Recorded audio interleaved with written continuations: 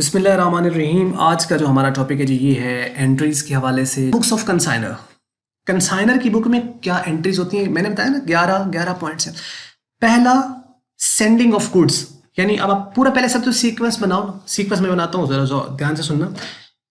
Consignor चीज़ें भेज रहा है, तो जब वो भेज रहा है तो उसके ऊपर कुछ खर्चे होंगे, तो खर्चों की एंट्रीज आएगी। चीज़ें उसने भेज दी और उसके बाद उसके ऊपर कंसाइनर ने कुछ खर्चे पे किए होंगे।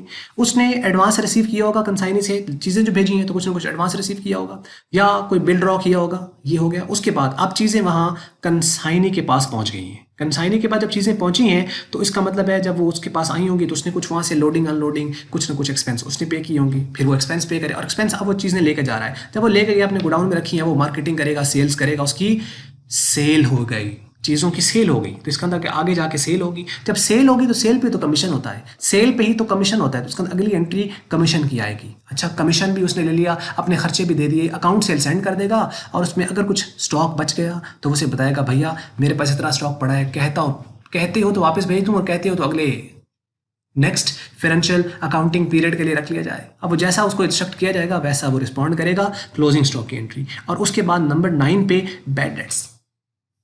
बैड डेट्स मतलब जब अब बैड डेट्स दो केस होंगे, जब उसको डेल क्रेडिट कमीशन मिल रहा है। डेल क्रेडिट कमीशन और ये सारी कॉन्सेप्ट में पहले वीडियोस में बता चुका हूँ, वो आपने अगर आपने वो नहीं देखी है तो ये बात आपको शायद थोड़ी कहीं डाउट क्रिएट कर देगी या समझ नहीं आएगी। क्या होता है डेल क्रेडिट कमीशन, वीडियो पहले अपलोड की जा चुकी है, उसको जरूर देख लीजिएगा। Bad debts, del credit commission जब उसको मिल रहा है और बैड डेट्स जब उसको डेल क्रेडिट कमीशन नहीं मिल रहा है, तो जब इस केस में क्या होगा, कंसाइनर क्या करेगा। और फाइनल पेमेंट 11वां। अब फाइनल पेमेंट से क्या मुराद है कि भैया मैंने इतने की चीज़ें बेची हैं, मेरे पास इतना माल आ गया, जब माल आ गया उसमें से मैंने अपने खर्चे भी लेस कर दिए, उसके अलावा खर्चों के अलावा मैंने अपना कमीशन लेस कर दिया, अगर मैंने को एडवांस दिया तो लेस कर दिया, इतने पैसे बच रहे हैं। कहते हो तो तुम्हें सेंड कर देता हूँ बैंक के जरिए, कहते हो तो खुद आ जाता हूँ, जाओ तरीकाकार होगा उसके अकॉर्डिंगली आप इसको कर दोगे। समय लगी, ये है यहाँ पे और यहाँ कहानी खत्म हो जाएगी। 11। अब आ जाइए हम इसको नेक्स्ट देख लेते हैं एंट्री। अब यही सीक्वेंस में हम इंशाल्लाह लेके चलते हैं। पहली, सेंडिंग ऑफ गुड्स। कंसाइनर भेज रहा है माल। अब उसने जब भेजा है, आपको याद होगा जैसे हम ट्रेडिंग अकाउंट बनाते थे, बिल्कुल सेम कंसाइनमेंट। अब कंसाइनमेंट के डेबिट साइड पे क्या क्या चीज़ें आनी है, कंसाइनमेंट के डेबिट साइड पर सारे एक्सपेंस आने हैं, कंसाइनर वाले भी और कंसाइनी वाले भी, और उसके अलावा चीज़ें भेजी जाएंगी तो वो सारे का सारा इस तरफ आएगा। और कंसाइनमेंट के क्रेडिट साइड पे क्या आएगा, सारे के सारे रेवेन्यू मतलब सेल और क्लोजिंग स्टॉक, वो इसकी क्रेडिट साइड पे आएगा। ये दो चीज़ें क्रेडिट साइड पे हैं, दो चीज़ें डेबिट। वैसे तो कैटेगरी ज़्यादा बन जाएंगी लेकिन मेन यही दो है। अच्छा, जब चीज़ें सेंड की जाती हैं तो एंट्री होती है consignment account to goods sent on consignment account. Consignment क्यों डेबिट हुआ, जैसे परचेजेस होती थी ना, डेबिट करते थे, इसी तरीके से कंसाइनमेंट आपका यहाँ पे उसकी जगह पे डेबिट हुआ। और ये क्यों क्रेडिट होगा, जैसे मैं खरीदूं और बेच दूं तो परचेजेस टू सेल हो जाएगी, पैसा मतलब दिया इधर आ जाएगा, लेकिन परचेजेस की अलग एंट्री क्योंकि अमाउंट और है, और सेल की अलग एंट्री। ये बिल्कुल इसी तरह है। अब यहाँ पे उसने सेल तो की नहीं, सेल तो है नहीं, कंसाइनमेंट तो सेल नहीं होती है, तो फिर ये गुड्स, ये टेम्परेरी अकाउंट्स है। क्यों, क्योंकि चीज़ जा रही है लेकिन उसके बदले में आ कुछ नहीं रहा है। तो जब आ कुछ नहीं रहा है ना, तो एक टेम्परेरी अकाउंट्स बनाया जाता है जिसे कहते हैं goods sent on consignment account. हमेशा दो ही इसकी एंट्रीज हैं, एक शुरू में एक एंड पर। एक ये ओपन होगा और क्रेडिट होगा। आपको पिछली वीडियो में मैंने बताया था कि ये ओपन होता है और क्रेडिट होता है, और क्लोज होता है तो ये डेबिट होता है, और ये एंड हो जाता है, यहाँ पे खत्म हो जाएगा। तो इसका मतलब है कि जब चीज़ें सेंड करेगा तो consignment account to goods sent on consignment account, और जब आप कंसाइनमेंट अकाउंट बनाओगे तो उसकी डेबिट साइड पे ही लिखा जाएगा क्योंकि वो डेबिट हो रहा है, और reference goods sent on consignment कहा जाएगा। इसके अब आप देखो, being goods dispatch to consignee, कि चीज़ें जो है वो कंसाइनी को यहाँ पे भेजी गई हैं। उसके बाद ये तो हो गया कि गुड्स जब भेजी, उसके बाद expenses paid by consignor. Consignor ने अब खर्चे कुछ पे किए, कंसाइनर, ये कंसाइनर की बुक में चल रहा है, और मैंने आपको बताया था कंसाइनर की बुक में ही कंसाइनमेंट आता है, और गुड्स सेंट ऑन कंसाइनमेंट वो भी उसी की बुक में आता है क्योंकि अकाउंट ही इसी के हैं। बताया था ना, कंसाइनर की बुक में 3 अकाउंट्स बनते हैं, कंसाइनी का अकाउंट, कंसाइनमेंट का अकाउंट और goods sent on consignment account, तो ये दोनों तो आएंगे इसी के अंदर। अब आप देख लीजिए, एक्सपेंसेस पेड बाय कंसाइनर, कि आपने कुछ एक्सपेंस पे किए, किसने, कंसाइनर ने पे। जब उसने पे बताया ना, पेड का लफ्ज आ जाए तो कैश क्रेडिट होता है, पेड का लफ्ज आ जाए तो कैश, और रिसीव्ड का वर्ड आ जाए तो कैश डेबिट। एक बात तो क्लियर होगी ना। अब अगर आपको यही क्लियर हो गया तो दूसरा ऑटोमेटिकली आ जाएगा। अब आप यहाँ पे देखो, कैश आपने पे किया, क्रेडिट हो गया, और कैश आपका रिसीव हुआ तो डेबिट हो गया। Expenses paid by consignor, consignor ने एक्सपेंस पे किए हैं तो क्या होगा, consignment account to cash account. Consignment account to cash account. यहां पे आप देख लो, अब कंसाइनमेंट क्यों डेबिट हो रहा है? कंसाइनमेंट इस वजह से डेबिट हो रहा है क्योंकि आपका एक्सपेंस, और एक्सपेंस की वजह से कंसाइनमेंट डेबिट होता है, एक्सपेंस की वजह से कंसाइनमेंट डेबिट होता है, और कैश आपका जा रहा है, पे किया ना उसने तो कैश कम हो गया उसका। Being goods dispatch to consignee, ये नरेशन होती है जो लिखी जाती है, और उसके बाद ये कंसाइन, और इसके आगे ये लास्ट पे जो डेबिट हो रहे हैं उसके आखिर पे डेबिट लिखा जाता है, और यहाँ पे अमाउंट ये तो आपको जनरल को तो पता ही है। अच्छा, कैश क्यों? क्योंकि पे किया है, क्रेडिट होगा, एसेट है, कम होगा, क्रेडिट हो जाएगा। और कंसाइनमेंट क्योंकि इसकी नेचर ट्रेडिंग की तरह है, एक्सपेंस की वजह से डेबिट होता है तो डेबिट हो जाएगा। रिसीविंग एडवांस, एडवांस रिसीव किया है। अच्छा, जब एडवांस रिसीव करोगे तो क्या होगा? कैश या बैंक, दोनों में से कोई सा सकता है। हो सकता है उसका बैंक में पैसे उसने बैंक ड्राफ्ट के जरिए से किया हो, या अगर उसने कैश दिया है, अगर कैश दिया तो फिर कैश अकाउंट आएगा डेबिट, और अगर बैंक के जरिए से आया तो ये डिपेंड करता है कि ये कैश या बैंक जो भी आया उसके अकॉर्डिंगली आपने इसको डेबिट करना है, क्योंकि आएगा तो इसका मतलब लाजमी एसेट है, और कंसाइनर का एसेट बढ़ेगा, डेबिट होगा।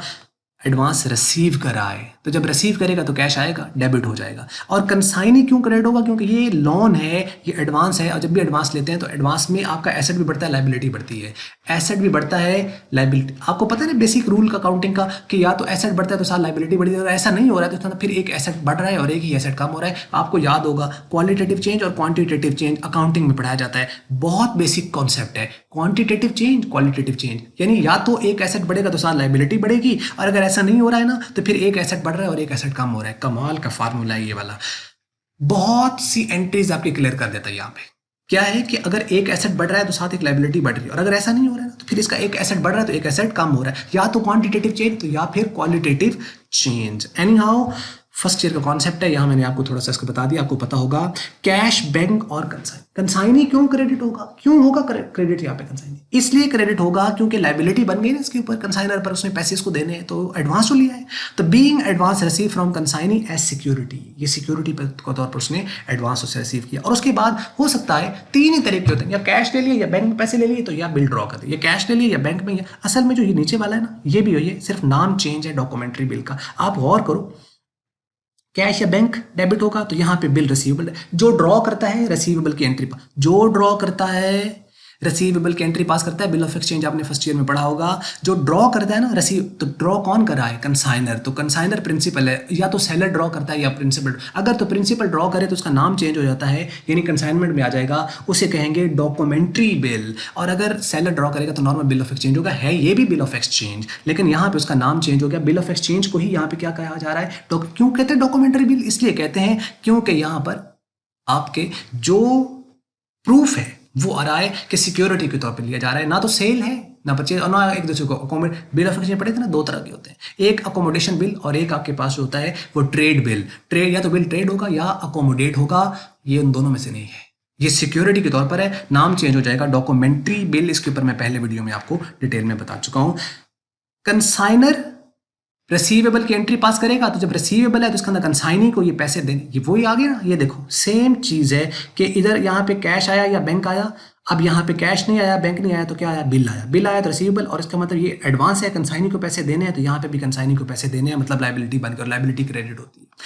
क्या बनेगा? Same, being documentary bill drawn on consignee पे ड्रॉ, जो रकम होगी यहाँ पे आप लिख दोगे। और ये जो LF होता है, लेजर फोलियो, ये प्रैक्टिकली लिखा जाता है, लेकिन यहाँ पे नहीं होगा क्योंकि यहाँ पे हमारे पास लेजर का नंबर नहीं होता, और प्रैक्टिकली यहाँ पे जब पेपर आप करोगे तो ये इसको छोड़ दोगे, ऐसे खाली छोड़ दिया जाता है। अच्छा जी, उसके बाद देखिए एक्सपेंसेस पे, ये यहाँ तक तो हो गया ना कंसाइनर का खाता। अब आगे कंसाइनी, जो कंसाइनी ने किया कंसाइनर ने करना है, लेकिन जो कंसाइनर करेगा वो जरूरी नहीं कि कंसाइनी भी करे। ये बात समझ लगी? जो कंसाइनी करेगा कंसाइनर करेगा, लेकिन जो कंसाइनर करेगा वो कंसाइनी करेगा? नहीं नहीं नहीं नहीं। जो कंसाइन इसकी कंसाइनमेंट से रिलेटेड होगा ना, कंसाइनर की कंसाइनमेंट से रिलेटेड होगा, और कंसाइनर ने किया तो कंसाइनर ने करना है। समझ लगी? आइए इसको देखते हैं। एक्सपेंसेस पेड बाय कंसाइनी, क्योंकि बिहाफ किसके बिहाफ पे पे कर रहा है? कंसाइनर के बिहाफ पे पे कर रहा है, कंसाइनर के बिहाफ पे पे कर रहा है। रिकॉर्ड तो होगा। आइए, कंसाइनमेंट डेबिट होगा। क्यों कंसाइनमेंट डेबिट होगा? क्यों? इसलिए डेबिट होगा क्योंकि एक्सपेंस है। कंसाइनमेंट इसलिए डेबिट होगा क्योंकि एक्सपेंस है। तो क्या होगा? कंसाइनमेंट अकाउंट हो जाएगा डेबिट, कंसाइनमेंट अकाउंट क्या हो जाएगा? डेबिट हो जाएगा, और कंसाइनी अकाउंट जो है वो क्या हो जाएगा? क्रेडिट। ये ऐसा क्यों हुआ? क्योंकि एक्सपेंस जब पे किए हैं तो एक्सपेंस किसी तरह का हो, चाहे कंसाइनर पे करे या चाहे कंसाइनी पे करे, कौन डेबिट होता है? कंसाइनमेंट। और किसकी बुक में बनता है कंसाइनमेंट? कंसाइनर की बुक में। तो इसका मतलब कंसाइनमेंट तो यहाँ पे भी डेबिट हो गया। जब डेबिट हो गया उसके बाद कंसाइनी क्यों क्रेडिट हुआ? क्योंकि ये पैसे उसने अपनी जेब से पे किए हैं और ऑन बिहाफ ऑफ कंसाइनर पे किए हैं, तो इसका मतलब ये पैसे कंसाइनी को देने हैं। ये पैसे क्या करने हैं? कंसाइनी को देने हैं, तो लाइबिलिटी बन गई। और एक्सपेंस इसका अपना है, तो एक्सपेंस फॉर एग्जाम्पल उसने सैलरी पे की है कंसाइनी ने, तो एंट्री नॉर्मली तो ये होती थी ना कि सैलरी डेबिट होता था। अब सैलरी एक्सपेंस अपने नाम से रिकॉर्ड नहीं होगा, ये स्पेशलाइज्ड अकाउंट है, स्पेशल अकाउंट में जाएगा। यानी बजाय सैलरी को यहां डेबिट किया जाए, उस अकाउंट को डेबिट किया जाएगा जिस अकाउंट में वो एक्सपेंस जाना है। उसकी डिटेल उसको मिलेगी वहां पे कि क्या पे किया, क्यों पे किया। खाली ये नहीं हो एक्सपेंस मैंने पे किया, क्या चीज़ है एक्सपेंस में, क्या चीज़ है बताएगा, उसको पता होगा कंसाइनर को। लेकिन कंसाइनर उस हेड को नहीं करेगा, किसको करेगा? स्पेशलाइज्ड अकाउंट को करेगा, और वो कंसाइनमेंट है। और यही तो है कि कंसाइनमेंट जो है उसकी नेचर क्या है? Trading in profit and loss की तरह की है। मतलब क्या है कि डेबिट साइड पे एक्सपेंस होंगे, क्रेडिट साइड पे रेवेन्यू, डेबिट साइड पे एक्सपेंस होंगे, क्रेडिट साइड पे रेवेन्यू होंगे। और यही वजह है कि कंसाइनमेंट जो है वो डेबिट हो रहा है एक्सपेंस की वजह से, और क्रेडिट होगा सेल और क्लोजिंग स्टॉक, दो चीज़ों की वजह से क्रेडिट होता है। और ऑलमोस्ट दो ही चीज़ें हैं मेन जिसकी वजह से डेबिट हो रहा है, जब चीज़ें सेंड की जाती हैं और जब जितने एक्सपेंस आते हैं। कमीशन भी एक्सपेंस है, उसके अलावा उसके जो कंसाइनर के एक्सपेंस जो उसने पे किए वो भी एक्सपेंस है, जो कंसाइनी पे करेगा वो भी एक्सपेंस है। तो तीन चीज़ें बन गई ओवरऑल। तो यानी आप यूँ कह सकते हो एक्सपेंस की वजह से डेबिट और रेवेन्यू की वजह से क्रेडिट, क्योंकि नेचर इसकी कौन सी है? नॉमिनल अकाउंट है। नॉमिनल अकाउंट पता है ना? नॉमिनल अकाउंट अब मैं डिटेल में नहीं जाऊँगा, नहीं बताऊँगा आपको नॉमिनल क्या होता है, आपको पता होगा, फर्स्ट ईयर के अंदर आपने ये चीज़ें पढ़ी होनी है। आ जाइए नेक्स्ट चीज़ की तरफ। तो ये हो गया कि उसने पे की। अब कंसाइनी क्रेडिट इसलिए हुआ कि कंसाइनी को पैसे देने हैं, और कंसाइनमेंट क्यों डेबिट हुआ? क्योंकि एक्सपेंस है। Being expense paid on the consignment bye consignee. ये किसने पे किए हैं? कंसाइनी ने पे किए हैं। लोगों को थोड़ा सा होता है कि मैं थोड़ा तेज बोलता हूँ, तेज नहीं बोलता हूँ। मेरा ख्याल है अगर आप थोड़ा सा कनेक्टेड रहो ना, जब डिस्कनेक्ट हो जाओगे तो मैं स्लो भी बोल रहा हूँ तो आपको समझ नहीं आएगी। आप बात समझ आई मैंने क्या कहा है? आप डिस्कनेक्ट हो जाओगे तो मैं स्लो बोल रहा हूँ, बिल्कुल स्लो बोल रहा हूँ कि देखिए आज मैं आपको बताता हूँ कि सेल मेड बाय कंसाइनी, और इसमें एक एंट्री होती है, और वो कुछ इस तरीके से होती है कि क्योंकि सेल कर दी है कंसाइनी ने, और इसमें कंसाइनी जो है वो डेबिट हो जाएगा, इसलिए कि इससे पैसे लेने हैं, और जो कंसाइनमेंट है इसलिए क्रेडिट होगा कि इसमें सेल हो गई है।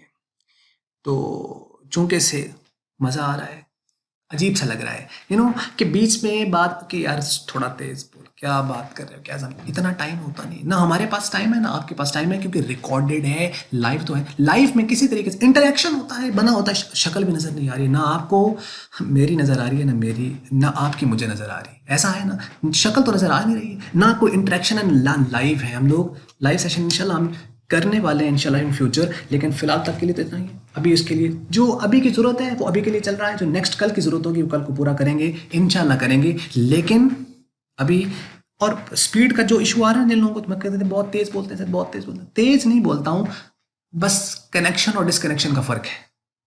आप डिसकनेक्ट हो जाओगे मेरे से, मैं स्लो भी बोल रहा हूँ ना, आप डिसकनेक्टेड हो समझ नहीं आएगी। आप मेरे साथ कनेक्टेड हो, कितना तेज़ बोल रहा हूँ मैं, कोई तेज़ी नहीं है, सिर्फ क्या है कि आप मेरे साथ कनेक्टेड रहोगे तो चीज़ें समझ आ रही होंगी। सिंपल सा फार्मूला है जी, कनेक्शन ज़रूरी है, स्लो और फास्ट का मसला। और फिर भी अगर किसी को लगता है कि बहुत तेज़ बोलते हैं तो कोई बात नहीं, वीडियो आप देखते हो ना जहाँ पे वो एक सेटिंग्स का एक आइकन सा बना होता है वीडियो के ऊपर, वहाँ उस पर जाओ, क्लिक करो, क्लिक करने के बाद उसमें स्पीड है, उसको आप टेम्पो कम या ज़्यादा कर सकते हो, यूट्यूब ने ऑप्शन दी हुई है। इसलिए किसी को अगर ये लगता है ना तेज़ बोला जा रहा है, वहाँ से आप जाके थोड़ी सी रफ्तार को स्लो कर लीजिए, वो बिल्कुल और इतना स्लो कर सकते हो कि ऐसे चलेगा कि 5 सेकंड में भी अगर आप चाहो ना कि एक लफ्ज़ बोला जाए तो वो भी ऐसा बोलता है।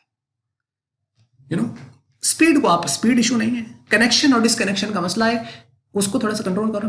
मेरा ख्याल है कि चीज़ें समझ आएंगी। एनी हाउ आ जाइए नेक्स्ट। और अब उसने कर दी sale made by consignee, consignee ने कर दी है जी सेल। अब सोचो जरा, सेल कर दी। अच्छा, अब या तो उसने कैश पे की होगी या क्रेडिट पे की, या तो कैश पे की होगी या क्रेडिट पे की होगी, है ना, या तो कैश पे बेचा होगा या क्रेडिट पे बेचा होगा। तो क्या करें?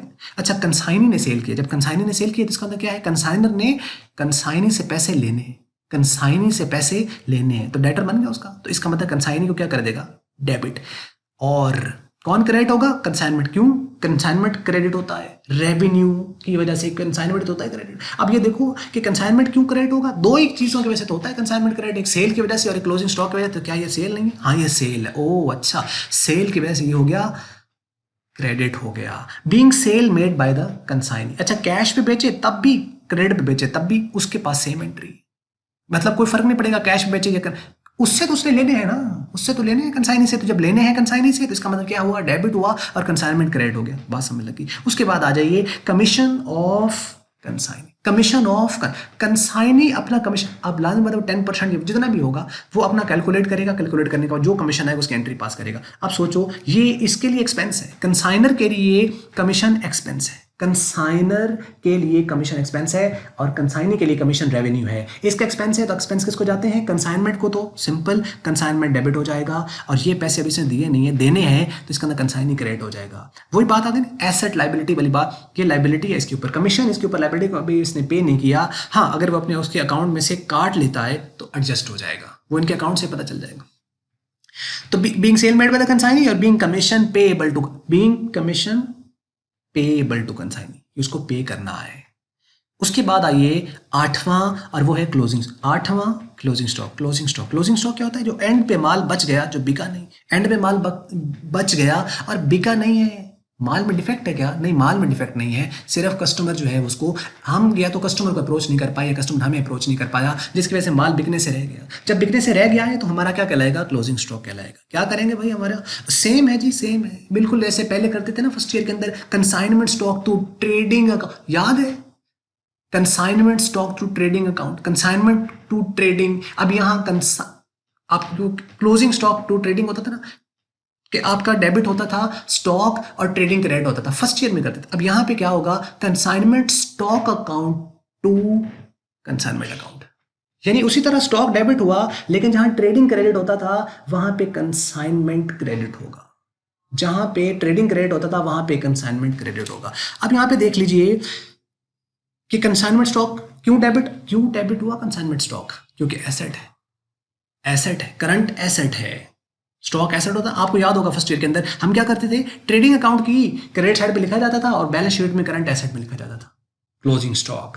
और बाद अगर ट्रायल बैलेंस के अंदर देता था तो हम खाली उसको एसेट साइड पे लिखते थे और ट्रेडिंग क्रेडिट साइड पे लिखा जाता था। एडजस्टमेंट जब हम करते हैं, एडजस्टमेंट एंट्रीज फर्स्ट ईयर को अगर आपने ध्यान से पढ़ा है थोड़ा सा तो। खैर, कंसाइनमेंट जो स्टॉक है, कंसाइनमेंट जो स्टॉक है, डेबिट क्यों हुआ? इसलिए डेबिट हुआ क्योंकि हमारा एसेट है, कंसाइनर का एसेट है। और कंसाइनमेंट क्यों क्रेडिट हुआ है? क्योंकि मैचिंग प्रिंसिपल है, उसके अकॉर्डिंगली हम इसको क्यों लिखते हैं, क्यों रिकॉर्ड करते हैं? क्योंकि मैचिंग प्रिंसिपल है, उसके अकॉर्डिंग हमने कंसाइनमेंट क्रेडिट साइड लिखा। दो ही तो आती चीजें कंसाइनमेंट क्रेडिट साइड पे, कौन कौन सी है? सेल है, क्लोजिंग स्टॉक है। तो सेल पहले आ गया और उसके बाद जो है वो क्लोजिंग स्टॉक अब आ गया है। तो being unsold goods on consignment. लो जी, उसके बाद 9वीं एंट्री है बैड डेट्स हो गए हैं, मतलब उधार पर उसने चीजें बेची थी कंसाइनी ने और अब उधार पर बेच तो दी हैं लेकिन उधर से पैसे मिले नहीं है। अब वो कहता है भाई पैसे मिले नहीं है, तो ठीक है जी, जो बैड डेट्स हो गए अब उसकी ये क्या करेगा? इसके बदले में उसको कुछ मिलना है क्या? कंसाइनर को कुछ मिलना है? कुछ नहीं मिलना है। अब ये क्या करेगा कि व्हेन बैड डेट्स, हाँ जब डेल क्रेडिट कमीशन हो गए ना और उसको उसने डेल क्रेडिट कमीशन पे किया हुआ है तो कोई एंट्री पास नहीं करेगा। मतलब क्या है कि बैड डेट्स हो गए और उसने डेल क्रेडिट कमीशन उसको पे किया हुआ है। किसने? कंसाइनर ने कंसाइनी को कमीशन पे किया हुआ है। और कौन सा? Del credit commission. इसका क्या मतलब हुआ? इसका ये मतलब है कि भैया मैं तुम्हें एक्स्ट्रा पैसे दे रहा हूँ, मुझे तो पैसे तुमसे पूरे लेने हैं, तो इसका अंदर कोई इसके ऊपर इम्पैक्ट नहीं होगा, कंसाइनर पर कोई इम्पैक्ट नहीं होगा। ये बात दोबारा समझ लीजिए, कंसाइनर ने कंसाइनी को कुछ एक्स्ट्रा कमीशन दिया कि भाई ये तुम्हारा कमीशन है, जिसको डेल क्रेडिट कमीशन का नाम दिया जाता है। उसका क्या मतलब होता है कि अगर तो बैड डेट्स हुए तो तुमने लाख की चीज़ें बेची हैं, उसमें से 20,000 के बैड डेट्स हो गए तो तुम मुझे 80,000 नहीं दोगे, तुम मुझे अब भी लाख ही दोगे। क्यों? क्योंकि मैं तुम्हें एक्स्ट्रा कमीशन दे रहा हूँ। तो इसका मतलब कोई फर्क पड़ेगा कंसाइनर पर? कोई कंसाइनर पर फर्क नहीं पड़ेगा। इसका मतलब ये अपनी बुक्स ऑफ अकाउंट में कोई एंट्री नहीं करेगा अगर ये डेल क्रेडिट कमीशन दे रहा है तो। इसकी बुक में अगर कमीशन दे रहा है, डेल क्रेडिट कमीशन पे कर रहा है, तो ये अपनी बुक में कोई एंट्री पास नहीं करेगा कंसाइनर। अगर कमीशन दे रहा है तो नहीं करेगा, कमीशन दे रहा है तो नहीं करेगा, कमीशन दे रहा है तो नहीं, कमीशन दे रहा है तो नहीं करेगा। कौन? कंसाइनर। क्लियर हो गया? उसके बाद आइए, अब वो डेल क्रेडिट कमीशन नहीं दे रहा है, अब बैड डेट्स हो गए, अब नुकसान किसका है? इसी का नुकसान है। तो ये लॉस हुआ कंसाइनमेंट का, ये लॉस हुआ कंसाइनमेंट का। अब देखो जब सेल हुई थी तो कंसाइनमेंट क्रेडिट हुआ था, अब ये लॉस है तो उसकी वजह से अब कंसाइनमेंट को दोबारा अपना कंसाइनमेंट प्रॉफिट कम करेगा कंसाइनर, और वो कंसाइनमेंट को पहले उसने क्रेडिट किया था अब वो डेबिट कर देगा। अब वो ये एक्सपेंस नहीं है लेकिन ये अपना रेवेन्यू कम करेगा, ये अपना रेवेन्यू कम करेगा। कंसाइनमेंट क्रेडिट हुई थी ना सेल की वजह से, जब अब नहीं मिलना है, ये कंसाइनमेंट का लॉस है। बाद लोग इसको प्रॉफिट एंड लॉस में ले जाते हैं, वो बाद की बात है। जब आप उसको प्रॉफिट एंड लॉस में क्लोज करोगे तो उसमें जाके आएगा यहाँ पे ये हमारा कंसाइनमेंट का लॉस है, इसलिए यहाँ पे कंसाइनमेंट को ही हमने डेबिट करना है। और कंसाइनी से पहले तो पैसे लेने थे लेकिन अब नहीं मिलने, पहले लेने थे और अब पैसे नहीं मिलने हैं। Being bad dates on consignment, consignment पे कुछ बैड डेट्स हैं, ये आ जाएंगे जी। ये है कि डेबिट क्रेडिट कमीशन उसको पे नहीं हो रहा है। उसके बाद फाइनल पेमेंट है। फाइनल पेमेंट हमें कहाँ से पता चलेगी? एंट्री में नहीं होगी, इसके लिए हमें अकाउंट बनाना पड़ेगा, कंसाइनर का भी और कंसाइनी का। यानी आप कंसाइनर है तो कंसाइनी का अकाउंट बनाएगा तो पता चलेगा कि पैसे देने हैं या लेने हैं। फॉर एग्जाम्पल मैं यहाँ पे कहता हूँ कि पैसे जी उससे ले लिए, रिसीव कर लिए। नॉर्मली यही होता है कि पैसे कंसाइनर ने लेने होते हैं, कमीशन इतना नहीं होता कि उसके पैसे देने पड़ जाए। नॉर्मल बैलेंस इसका कंसाइनी का डेबिट इसके पास आता है, जो बाद में वो रिसीव कर लेता है। तो जब रिसीव करेगा तो या तो कैश आएगा या बैंक में पैसे आएंगे। अगर कैश आ रहा है तो कैश डेबिट, अगर बैंक में आ रहे हैं तो बैंक डेबिट हो जाएगा। और कंसाइनी से पहले लेने थे, डेटर था, अब डेटर कम हुआ। डेटर जब कम होता है तो क्रेडिट हो जाता है, डेटर जब कम होता है तो क्रेडिट हो जाता है। तो इसका अंदर कैश अकाउंट या bank account to consignee account. Being final payment received from consignee, ये फाइनल पेमेंट उससे मिल गई है। ले जी अब नेक्स्ट ये हमारा कंसाइनर की होगी। अब मैं आपको बताता हूँ कंसाइनी की। और कंसाइनी में सेम चीज़ें हैं उसी तरह, यानी हेड्स वही हैं, एंट्री तो ऑब्वियसली डिफरेंट होगी। हेड्स कैसे वही हैं? जैसे वो कंसाइनर चीज़ें सेंड करा था तो ये चीज़ें रिसीव करा है। एक्सपेंस कंसाइनर ने पे किए, अब इसकी हम देखें कि क्यों एंट्री करता है या नहीं। पेइंग एडवांस, वो रिसीव करा था एडवांस तो ये एडवांस पे करा है। उसने डॉक्यूमेंट्री बिल ड्रॉ किया तो इसने डॉक्यूमेंट्री बिल एक्सेप्ट किया। कंसाइनी ने एक्सपेंस पे किए, ये आ गए। सेल्स कर दी कंसाइनी ने, कमीशन इसका आ गया। और कमीशन के बाद उसके बाद क्लोजिंग स्टॉक, और उसके बाद बैड डेट्स। जब डेल क्रेडिटरी कमीशन ये रिसीव करा है, और बैड डेट्स हो रहे हैं जब ये डेल क्रेडिटरी कमीशन रिसीव नहीं कर रहा है। और फाइनल पेमेंट आपको पता चला 11 ही वही केस हैं, लेकिन सिर्फ अब एंट्री क्या होगी इसके पॉइंट ऑफ व्यू से वो हम देख लेते हैं। मैं इसी में कवर इसलिए कर रहा हूँ ताकि आपका थोड़ा सा कंपैरिजन हो जाए। वीडियो थोड़ी सी लंबी होगी लेकिन ये है कि उस लेक्चर से कम ये जो कि क्लास के अंदर हो रहा होता है, जिसके अंदर पता ही नहीं चल रहा होता कहीं, यहाँ जो आया है वो एक तसल्ली से अकेला आया है, अकेला बैठ के सुन रहा है। क्लास के अंदर ये होता है कि 4 बंदे बात कर रहे हैं तो ध्यान उस तरफ चला जाता है। यहाँ पे आप पूरी तवज्जो के साथ अगर आप सुन रहे हो तो आपको बहुत फायदा देगी। एनी हाउ आया, इसको शुरू कर लेते हैं। अच्छा ये देखो जी, जब कंसाइनर ने चीज़ें सेंड की और कंसाइनर ने रिसीव कर ली, ये अपनी बुक में कोई एंट्री पास नहीं करता, इसके साथ कोई ताल्लुक ही नहीं। मैंने कहा ना शुरू में कि कंसाइनर जो एंट्री पास करेगा जरूरी नहीं कंसाइनी करे, लेकिन कंसाइनी जो भी उसकी कंसाइनमेंट से रिलेटेड एंट्री पास करेगा वो कंसाइनर ऑब्वियसली करेगा। जैसे कंसाइनी ने एक्सपेंस पे किए, कंसाइनर ने किया, लेकिन कंसाइनर ने चीज़ें सेंड की। अच्छा उसने एंट्री की है अपने प्रूफ के लिए, डॉक्यूमेंट्स के लिए, लेकिन ये कोई एंट्री पास, ये जस्ट चीज़ों को रिसीव कर लेगा क्योंकि इसने कोई परचेज तो की नहीं कि अपनी बुक्स में एंट्री पास करे। रिसीविंग ले ली, एक्नॉलेजमेंट सेंड कर देगा, हाँ चीज़ें लेटर के जरिए से एक्नॉलेजमेंट सेंड कर देगा, भैया मुझे चीज़ें तुम्हारी मिल गई हैं, अब मैं उसके लिए कोशिश करता हूँ सेल करने की। समझ लेकिन एंट्री कोई पास नहीं करेगा। और दूसरा कंसाइनर ने एक्सपेंस पे किए, वो तो कंसाइनर ने पे कर दिए, एक्सपेंस भी उसी के थे, पे भी उसी ने किए। कंसाइनी का ना कुछ गया ना आया, सिंपल। ये इसकी कोई एंट्री पास नहीं करेगा। इसलिए कभी पूछा जाए कि जी कंसाइनी ने चीज़ें रिसीव की हैं या कंसाइनर ने चीज़ें सेंड की हैं तो कंसाइनी क्या एंट्री पास करेगा, तो सोचना नहीं भाई, एंट्री पास करता ही नहीं। अच्छा एक्सपेंस कंसाइनर ने पे किए, बताओ कंसाइनी क्या एंट्री पास करता है, भाई कंसाइनी एंट्री पास करता ही नहीं है। खत्म हो गई बात। अब आ जाइए एडवांस, इसने, अच्छा देखो उसने रिसीव किया था, इसने पे किया है, तो उल्ट नहीं हो जाएगी। सिर्फ एक बात आपको मैंने शुरू में बताई थी कि कंसाइनी की बुक में कभी कंसाइनी नहीं आएगा। अच्छा वहां क्या था, कैश अकाउंट या बैंक अकाउंट डेबिट हुआ और कंसाइनी क्रेडिट हुआ। अब यहां पे उल्ट कर दो, मतलब कंसाइनी क्रेडिट था, यहां पे उसको ऊपर ले जाओ, लेकिन अब कंसाइनी की बुक में कंसाइनी तो आता नहीं है, तो कौन आएगा, कंसाइनर आएगा। इसका अंदर कंसाइनर अकाउंट डेबिट हो जाएगा और कैश और bank credit. Cash bank credit क्यों है भाई, इसलिए क्योंकि ये पे कर रहा है। उसके डेबिट क्यों था, क्योंकि वो रिसीव कर रहा था। अच्छा वो तो बात ठीक होगी, पे और रिसीव में पता चल गया। रिसीव्ड का लफ्ज आए तो डेबिट और पेड का लफ्ज आए तो क्रेडिट, लेकिन ये कंसाइनर डेबिट क्यों है यहाँ पे, भाई इससे लेने हैं ना पैसे, इसको एडवांस तो दिया हुआ है तो इन फ्यूचर इससे लेने हैं, तो आपके रिसीवेबल बन गए। तो जो रिसीवेबल होता है वो एसेट होता है क्योंकि वो डेटर होता है और वो डेबिट होगा। डॉक्यूमेंट्री बिल एक्सेप्ट किया है, आपको पता है ड्रॉ करता है रिसीवेबल की एंट्री पास करता है, जो एक्सेप्ट करता है पेबल की एंट्री पास करता है, यानी आप दूसरे अल्फाज भी यूं कह लो, प्रिंसिपल जो है वो रिसीवेबल की और एजेंट पेबल की एंट्री पास करेगा, या यूं कह लो कंसाइनर रिसीवेबल की एंट्री पास करेगा और कंसाइनी पेबल की एंट्री पास करेगा। तो ये कंसाइनी है ना, कंसाइनी तो पेबल, तो और पेबल लायबिलिटी होती है, वो तो हो जाएगा क्रेडिट। जब ये क्रेडिट हो जाएगा तो कौन बच गया, पीछे कंसाइनर, क्योंकि कंसाइनी की बुक में कंसाइनी तो आएगा नहीं, आएगा तो कंसाइनर डेबिट हो जाएगा। सेम यही वाली एंट्री है जैसे मैंने आपको बताया था, या तो कैश आएगा या बैंक या बिल। तो वही बात है, या तो पैसे दिए हैं या बैंक से पेमेंट की है, या बिल के बेस पर पैसे देने हैं लेकिन लेने भी हैं।